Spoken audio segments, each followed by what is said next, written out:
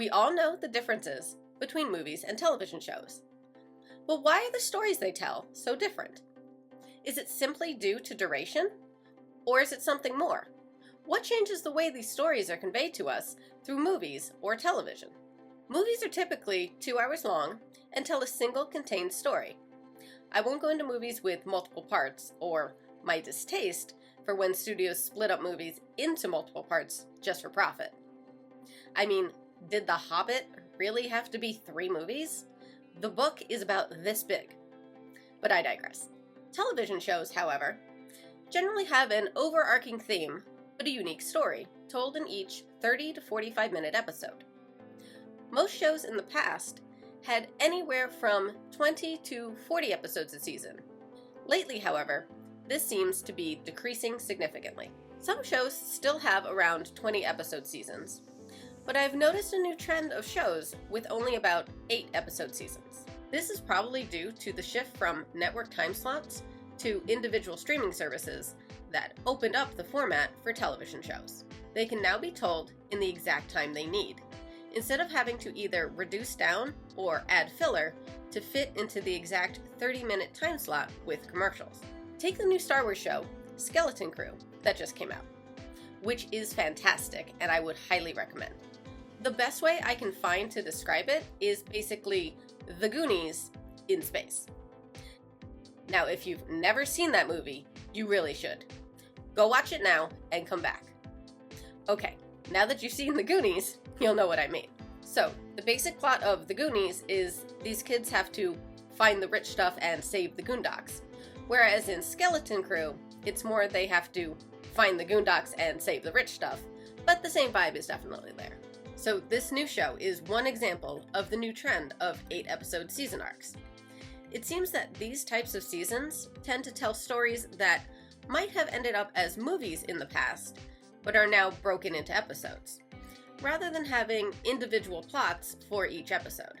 They tend to have an overarching plot, rather than, say, the typical sitcom episode where the whole show is about a family and each episode is about something unique that happens to them, but each episode plot doesn't really affect the next. They are all relatively self-contained stories.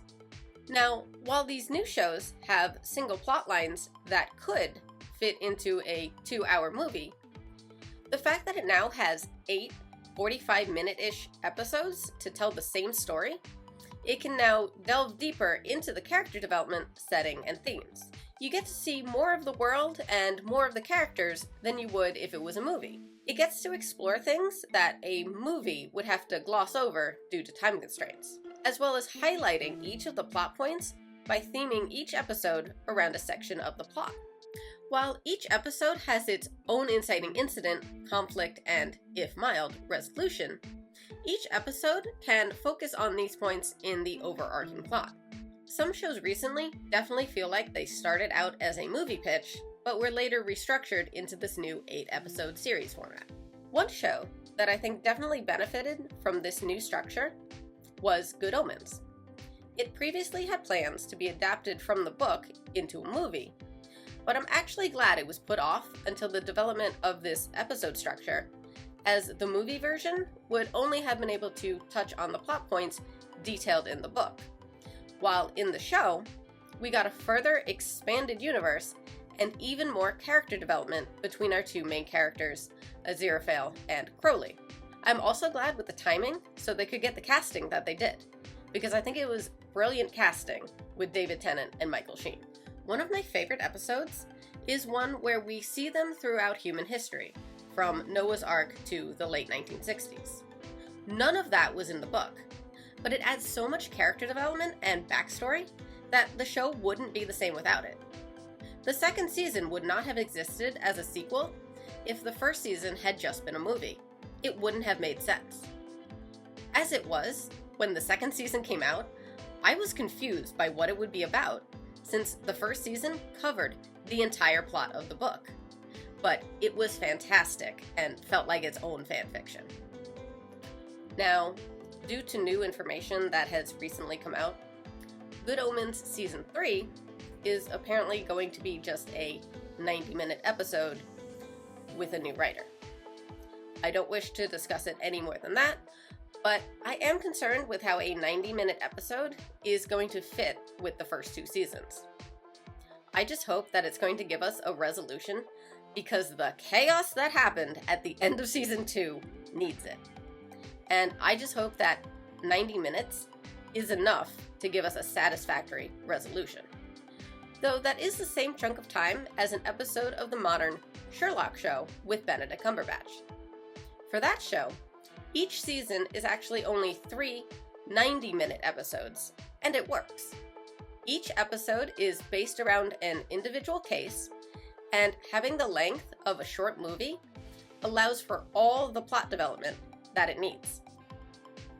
The 3 90-minute episodes a season is actually about the same length of time as our recent 8-episode arcs, but it definitely wouldn't work if each case got split up into 3 parts or anything like that. In this unique structure, the writer, Stephen Moffat, is able to tell the stories in the best way. It really frees up the pacing to convey the story in the best way possible by being able to stretch out from the previously constricting time limits of network time slots. Having the freedom to tell a story in its ideal structure improves the way it's received as well. When we can get the best version of a story, we're going to love that story even more. Trying out different structures for each story allows for the discovery of the best telling. What stories do you think could benefit from a restructuring? What movies would work better as a show? What time slot restricted shows could have benefited from the 90-minute episode treatment? Let me know down in the comments, and make sure to like and subscribe for more discussions like this. And as always, I hope you all have a wonderful day.